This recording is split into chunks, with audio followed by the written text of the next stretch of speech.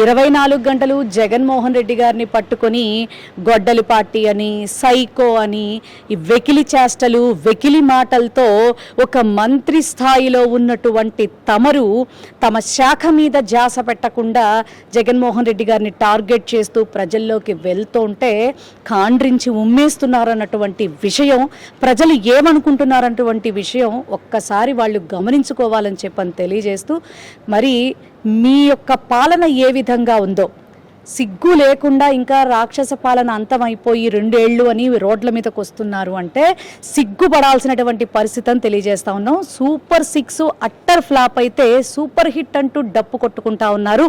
ఈ రోజుకి ఆడబిడ్డ అనేది ఊసులేదు. ఇచ్చిన ఉచిత గ్యాస్లో ఒక్క బండి ఇచ్చి 5 బండలు ఇవ్వకుండా అది కూడా ఇచ్చేసామని చెప్పుకుంటున్నారు. నిరుద్యోగ భృతి లేదు. ఈ రోజు వరకు 2 ఏళ్ళు గడుస్తున్నా మరి ఏ ఒక్కరికి కూడా ఉద్యోగం లేదు.